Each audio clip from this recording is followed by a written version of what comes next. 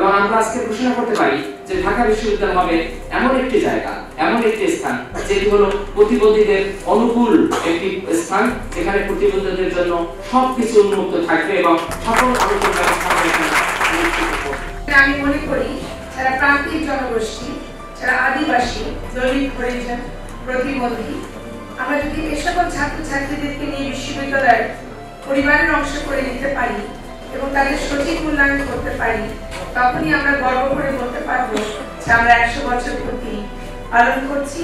এবং সেখানে আমরা যে লক্ষ্যটা নিয়ে কথা বলছি, সবাইকে নিয়ে আমার সমাজ হবে, সবাইকে নিয়ে আমার রাষ্ট্র হবে। প্রতিবন্ধীরা অক্ষম নন, তারা বিশেষভাবে সক্ষম। কাজেই তাদের সেই বিশেষ সক্ষমতা কাজে লাগাতে পারলে একদিকে মানুষ হিসেবে তাদের মর্যাদা ও অধিকার প্রতিষ্ঠিত হয়, অন্যদিকে তাদের অবদানের ফলে পুরো সমাজ উপকৃত হয়। উন্নয়ন শুধু বস্তুগত উন্নয়ন নয়, উন্নয়ন শেষ পর্যন্ত মনেরও উন্নয়ন, মানসিক পরিবর্তনও একটা সামাজিক উন্নয়নের অংশ। প্রত্যেক পরিবারে যদি একজন দুজন করে 1,60,000 ধরে রাখি, যদি তাহলে আমরা অনেক লোকই রয়েছে যারা প্রতিবন্ধিতার শিকারের পরিবার রয়েছে। সুতরাং আমার প্রথম দাবি হচ্ছে গিয়ে আপনারা আপনাদের নির্বাচনী ম্যানিফেস্টোে প্রতিবন্ধী মানুষের জন্য, প্রতিবন্ধী জনগোষ্ঠীর জন্য স্পষ্টভাবে তাদের সুরক্ষামূলক কার্যক্রমের কথা আপনারা ঘোষণা করবেন। 1 নম্বর দাবি আমার। ডিজিটাল বাংলাদেশ তখনই লাগবে বেশ যদি প্রতিবন্ধী মানুষরা পায় সমান অ্যাক্সেস। আমরা মনে করি ঢাকা বিশ্ববিদ্যালয়ে যেসব প্রতিবন্ধী শিক্ষার্থী রয়েছে তারা বাংলাদেশের রাষ্ট্র ব্যবস্থায়, বাংলাদেশের সমাজ প্রশাসনে, বাংলাদেশের যারা সমস্ত প্রতিবন্ধী রয়েছে তাদের অধিকার আদায়েও তারা যেন একটা যৌক্তিকভাবে কাজ করতে পারে, যেন ঢাকা বিশ্ববিদ্যালয়ে তাদের একটা ক্লাব প্রয়োজন। একটা রেলি করে সবাই আমরা এখানে এসেছি খুব শৃঙ্খল ভাবে। তো তোমাদেরও ধন্যবাদ, যারা এখানে আলোচক এসেছেন এবং বিশেষ অতিথি এসেছেন, আমি সবাইকে ধন্যবাদ জানাচ্ছি।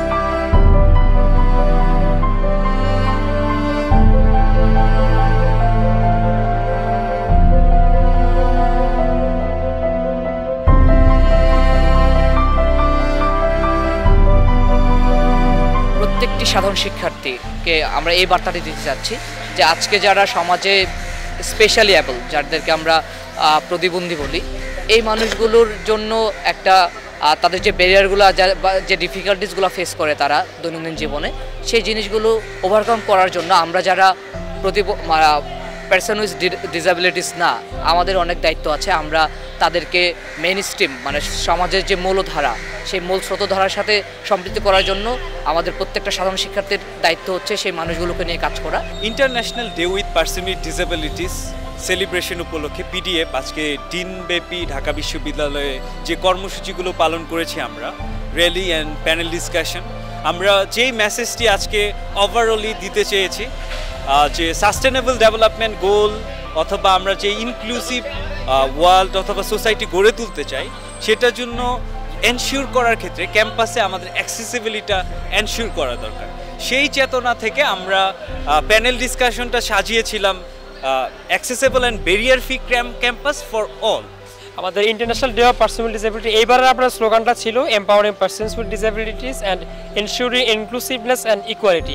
আমরা এই ইভেন্টের চেষ্টা করেছি এই বিষয়গুলোর উপরে যে গুরুত্ব দিতে, যেন বিশ্ববিদ্যালয়ের প্রশাসন থেকে শুরু করে এখানে যে ভিসি স্যার ছিলেন, অন্যান্য ডি স্যাররা ছিলেন, তাদের প্রতি আমাদের যে এমফাসাইজটা ছিল সেটি হচ্ছে যে অ্যাক্সেসিবিলিটি নিয়ে। ঢাকা ইউনিভার্সিটিতে যারা ফিজিক্যালি চ্যালেঞ্জ ভর্তি হয় প্রতি বছর, তারা খুব ফ্রেন্ডলি একটা ক্যাম্পাস পাবে, ডিসেবল ফ্রেন্ডলি ক্যাম্পাসের আশায় আছি আমরা যারা অপ্রতিবন্ধিকতার শিকার তারাও চাই তাদেরকে নিয়ে একটি ইনক্লুসিভ সোসাইটি গড়ে তুলতে, তবেই পারবো আমরা একটা সাম্য ও ঐক্যের বাংলাদেশ করতে।